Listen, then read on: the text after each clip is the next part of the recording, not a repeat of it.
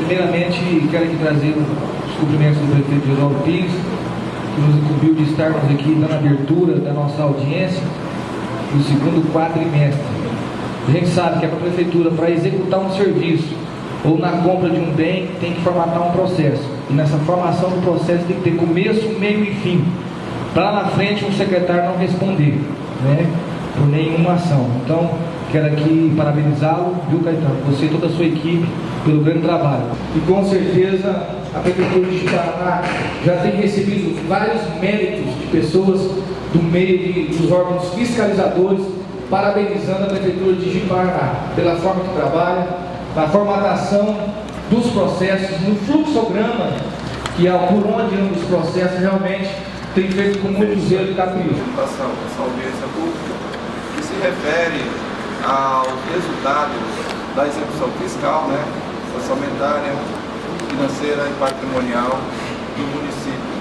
Então, todos os entes da federação, eles têm que cumprir essa determinação que está lá na Lei de Responsabilidade Fiscal. Então, aqui está o fundamento do parágrafo 4º do artigo 9º da Lei de Responsabilidade Fiscal. Por que a gente tem que fazer isso aí aos finais de desse quadrimestre?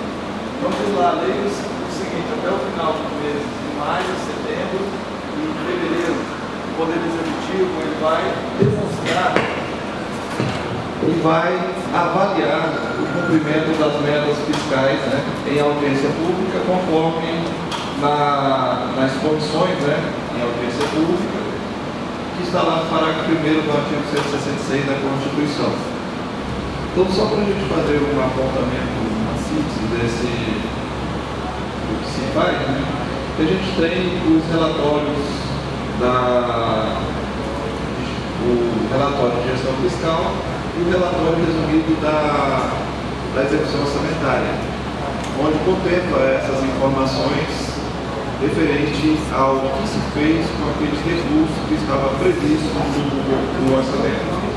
A gente tem, cada vez que é elaborado o planejamento do município, a gente faz as audiências, como que a gente pretende, ou como que a sociedade, ou apresenta à sociedade a forma que vai ser trabalhado esse orçamento do plano plurianual para o período de 4 anos e segmentado a cada ano nas leis de diretrizes e orçamento.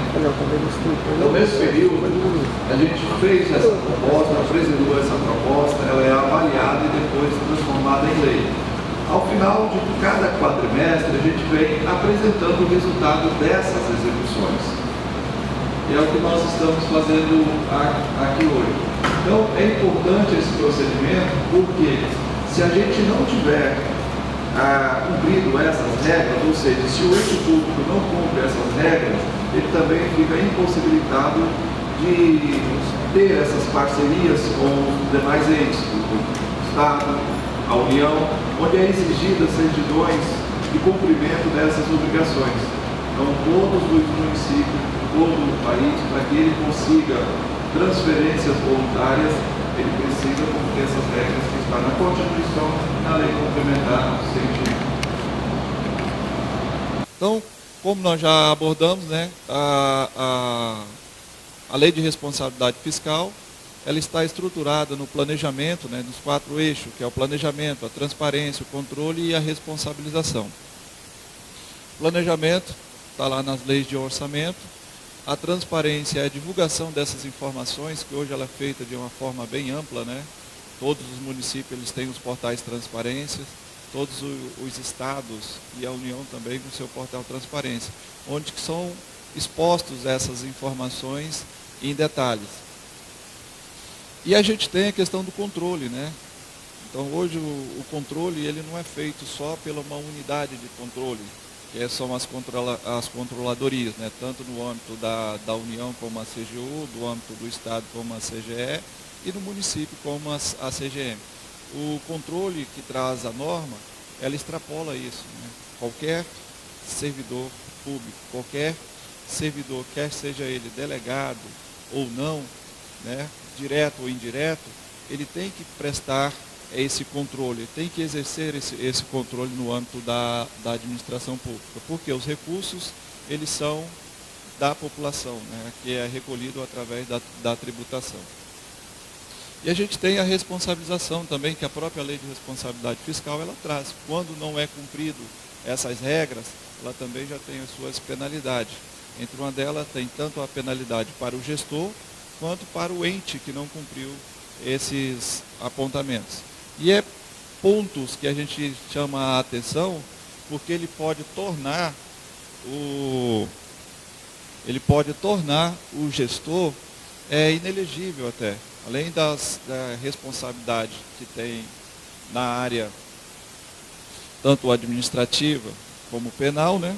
Ele pode ficar também na questão eleitoral inelegível. Então, para a gente observa, a responsabilização da lei de responsabilidade fiscal é bastante abrangente. Questão do orçamento. O nosso orçamento que nós estamos em execução, ele se deu através de uma lei que foi estimado a receita e fixada a despesa no exercício de 2016, que a gente aprova uma lei no ano anterior para executar no ano subsequente, que é a lei de orçamento. Só para ilustrar, a lei de orçamento que a gente vai discutir ou vai executar o ano de 2018 já está na apreciação do Poder Legislativo.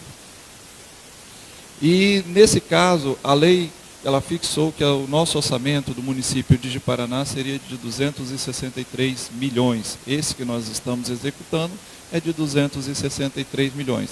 Parece um valor bastante considerável, né? Mas quando a gente detalha isso, coloca aqueles valores ou aqueles percentuais que são a cada segmento da administração pública, ele fica bastante pequeno. Então a gente vê com os percentuais que são destinados ao Poder Legislativo, à educação, à saúde, que estão lá amparados na Constituição, esses recursos vão diminuindo, né? E o orçamento do município de Ji-Paraná, ele está estruturado em 14 programas. Né? Desse a gente tem alguns programas que nós chamamos finalísticos, são aqueles programas onde nós estamos executando de forma para movimentar a máquina pública. Esses programas, nós temos aqui já tabelados, né, nessa planilha. Então, nós temos aqui esses 14 programas. Só para ilustrar, programa de apoio à gestão administrativa, programa de gestão da educação fundamental, da educação infantil, o programa de saúde preventiva e curativa. Então, assim, basicamente, nós temos 2 programas em cada área. Saúde tem 2, educação tem 2, assistência social também tem 2, e somando isso tudo a gente vai atribuindo os valores conforme está na legislação, na Constituição e nas demais leis correlatas, né? Só o exemplo aqui, a educação, ela tem, num programa, ela tem 40 milhões, no outro ela tem 13 milhões. Somando aqui, ele passa de 53 milhões, a soma do orçamento da educação. A saúde também, ela tem aqui 44 milhões, 45 milhões e pouco. Então, aonde vai desdobrando esse orçamento, quando você chega no final, a parte a gente tem pouco recurso pela demanda que o município exige. Mas isso é em cima da capacidade de arrecadação. Como que se chega a esses valores? Esses valores são aferidos em cima de uma média, de uma projeção, através de cálculos estatísticos e matemáticos, com base na arrecadação de anos anteriores. Então, ele é projetado. E quando a gente faz essa projeção também, ela tem que ser validada pelo Tribunal de Contas. Então, o município, ele, através de seus técnicos, ele faz o levantamento dessa capacidade de arrecadação, ele encaminha isso ao tribunal, o tribunal com seus técnicos, ele faz uma análise e verifica se a gente tem uma variação, no máximo, pelo cálculo que eles encontram, de 5% acima ou 5% abaixo. Se o município ou o Estado, quando apresenta, submete a análise do Tribunal de Contas, a sua capacidade projetada de arrecadação, que vai subsidiar a elaboração do orçamento, extrapolar essa margem, eles já não dão um parecer favorável. Então, todos os anos, né, nós encaminhamos, graças a Deus até aqui nós não tivemos problema, porque a nossa margem é sempre dentro do que a lei prescreve, sempre é aprovada pelo tribunal. Então, eles fazem uma decisão e votam isso através do pleno, aprovando ou não as estimativas de receita dos entes. De uma forma visual, a gente tem aqui, né, o nosso bolo de orçamento, o que está fatiado para cada segmento, para cada programa de governo. Então a gente tem aqui, só para exemplificar, como que isso está distribuído, esses 263 milhões de reais que estamos executando.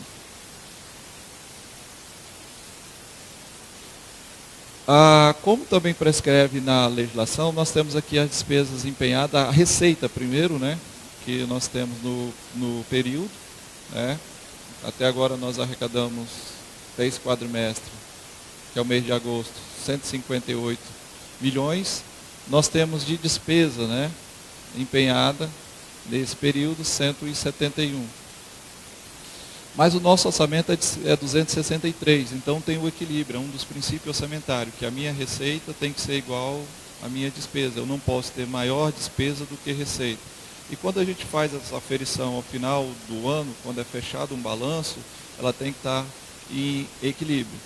Então, nós temos aqui de despesa empenhada já superando a nossa capacidade de arrecadação. Isso provoca um déficit orçamentário de 12 milhões. Agora, não significa dizer que nós tenhamos pago mais do que arrecadado, que a gente vai ver na demonstração seguinte. Dessa receita arrecadada de 158 milhões, embora nós tenhamos empenhado aquela quantidade de 171, nós pagamos 127 milhões. Ou seja, então tem um superávit financeiro de 30 milhões, né? Isso envolve todos os recursos do município. Quando a gente fala orçamento, nós abarcamos tudo, certo? Inclusive aquelas transferências voluntárias, que são os convênios, como também aqueles recursos que nós chamamos de recursos vinculados.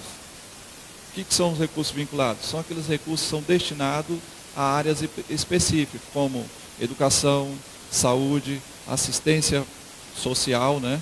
E alguns outros recursos que a gente não pode executar senão naquele segmento. Então, recursos que é da saúde, eles são aplicados exclusivamente em saúde. Recursos que são da educação, exclusivamente em educação.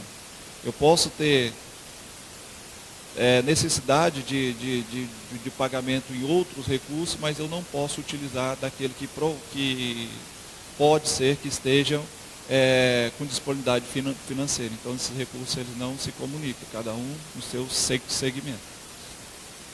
E aqui a gente tem a execução por programa de governo, né?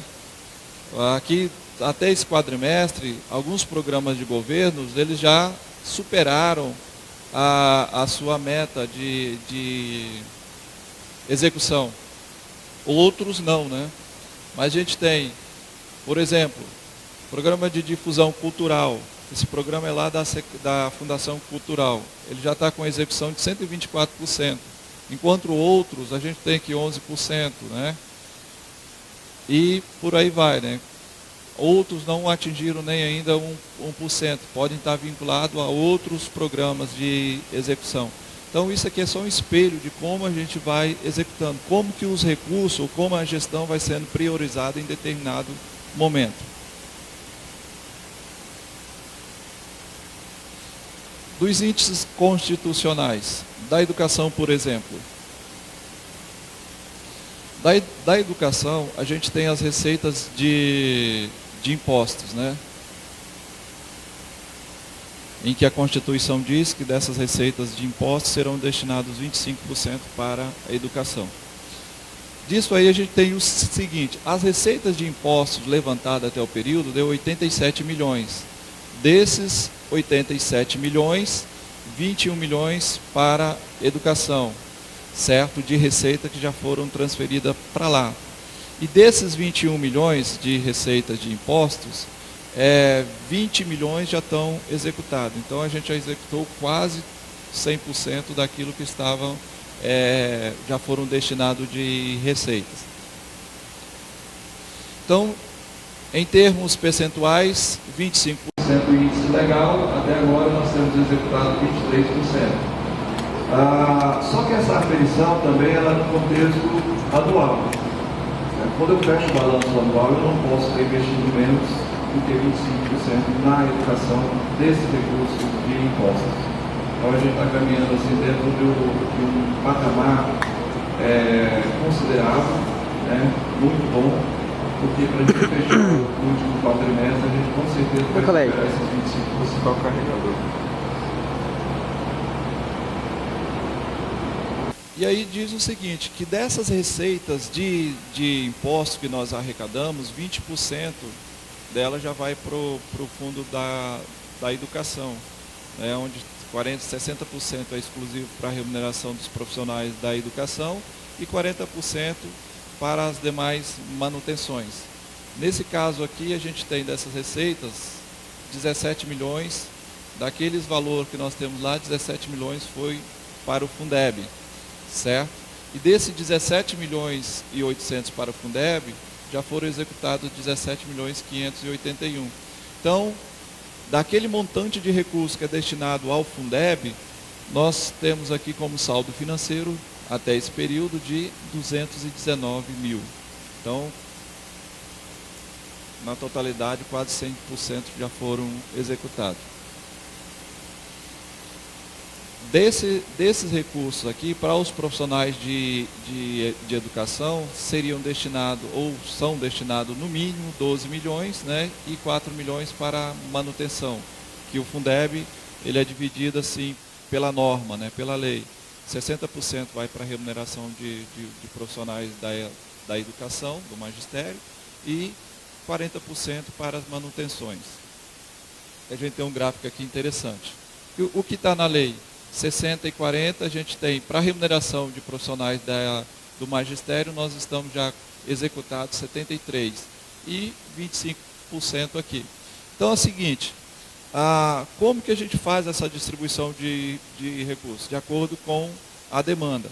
Aqui no mínimo é 60% e aqui não tem o limite. Então para a gente fechar o 100%, o que vai sendo investido a maior aqui, ele vai sair daqui, como tem demonstrado aqui, 73% e 25% aqui, certo? Então tudo que a gente excede os 60% vai saindo do 40%, de forma que ao final ele tem que fechar os 100%. Os indicadores da saúde.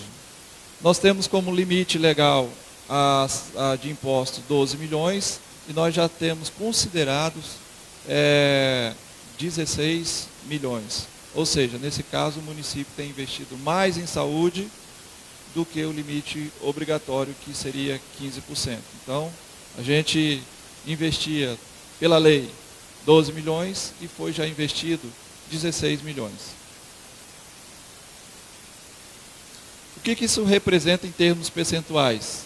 15% o índice legal e até agora nós temos aferido 18%, quase 19%, né? 18,71%.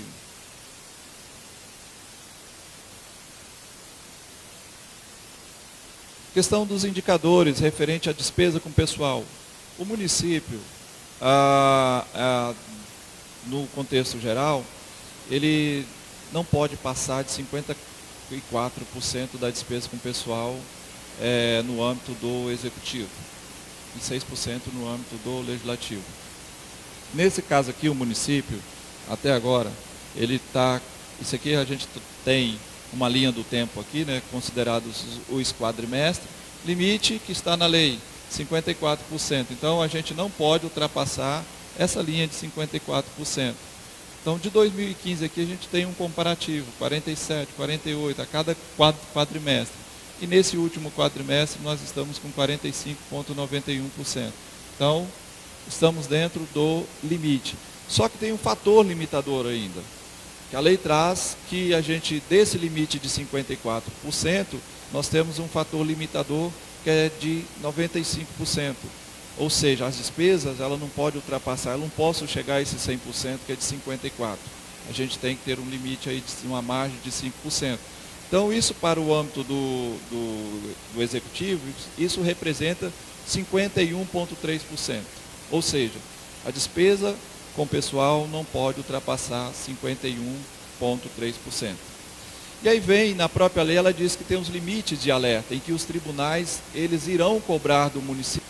As receitas correntes líquidas aferidas nesse período deu 209 milhões e as despesas líquidas com pessoal 96, isso representa 45,9%. Resultado primário. O que é o resultado primário? A gente vê muito na mídia isso, né? A União com o resultado primário está assim ou está assado. Resultado primário nada mais é do que a confrontação entre receitas correntes com despesas correntes. Significa dizer que a gente tem só as despesas de custeio, aquilo que é utilizado para manutenção. Então, as receitas que a gente pode custear essas despesas de custeio, despesa com manutenção. E aí a gente tem aqui o seguinte, dessas receitas, do que faz esse cômputo, nós temos 147 milhões arrecadados até o período e 124 milhões de despesas primárias, despesa com custeio, certo? A meta que tem na LDO diz o seguinte, que nós poderíamos ter o resultado primário negativo. Ou seja, traduzindo isso, nós poderíamos formar dívida em até 2 milhões. As nossas despesas poderiam ser maior, despesa primária, é claro, maior do que a nossa receita primária em 2 milhões. E o que acontece? Então, embora a nossa lei permita isso, nós estamos com superávit aqui, com resultado primário positivo. Por quê? Nossas receitas são maior do que as nossas despesas. Eu sempre gosto de ilustrar o seguinte, o que é receita primária? Só como na casa da gente, aquelas despesas que a gente utiliza para fazer manutenção. Gasto com aluguel, energia, combustível, água, telefone, essas coisas assim, vestuário. E já a outra parte que nós temos ali, o que não é isso, são aquelas despesas que nós ou lançamos para investimento, financiamento da casa, do carro e etc. e tal. Nesse caso aqui, o município, para ele manter a máquina funcionando, ele utilizou essas despesas aqui até o quadrimestre. E essa parte aqui é o que sobra, em tese, para fazer investimento comparado a esse quadrimestre. Mas só que esses recursos, eles são utilizados também para amortizar a dívida, certo? Por isso que a lei exige que a gente tem que ter um termômetro, esses resultados primários, confrontação, simplesmente para ver qual a capacidade que a gente tem para pagar dívida, qual a capacidade que a gente tem para eliminar a nossa dívida. Como o município de Ji-Paraná, a gente tem as dívidas equilibradas, certo? A gente está com os nossos pagamentos em dias, não estamos formando dívida, esse resultado aqui, ele não significa tanto. Mas para municípios ou entes da federação que eles estão com dívidas acima da capacidade de arrecadação, aí eu cito o exemplo, a União, precisa de implementar reformas para equalizar isso. É por isso que a gente vê esse arroxo aí que estão discutindo na mídia, o quanto tem que ser economizado para fazer face às dívidas. Aqui é só um exemplo de como está a dívida consolidada do município e a capacidade de disponibilidade de ter recursos nesse período também confrontado. Então a gente tem uma capacidade de disponibilidade de caixa de 49 milhões e uma dívida consolidada de 31. Com os descontos que a lei permite e exige, a gente tem uma dívida consolidada, ou seja, o município paga as suas dívidas, certo? E ainda lhe sobra uma disponibilidade financeira de 26 milhões, se fosse essa dívida exigida hoje, em sua totalidade. O resultado nominal. O resultado nominal nada mais é do que a variação da dívida por período. Quanto que eu consegui amortizar essa dívida por período? E a gente tem esse termômetro também aqui. Como a gente tinha a dívida num período e como ela está agora. Então, é um dia a dia que a gente vai pagando dívida e formando dívida. Então, isso é rotina, né? E ela está sobre equilíbrio nos períodos comparados, de 2016 para 2017. No último quadrimestre de 2016 para o segundo quadrimestre de 2018. Então a gente está com ela sobre equilíbrios, né?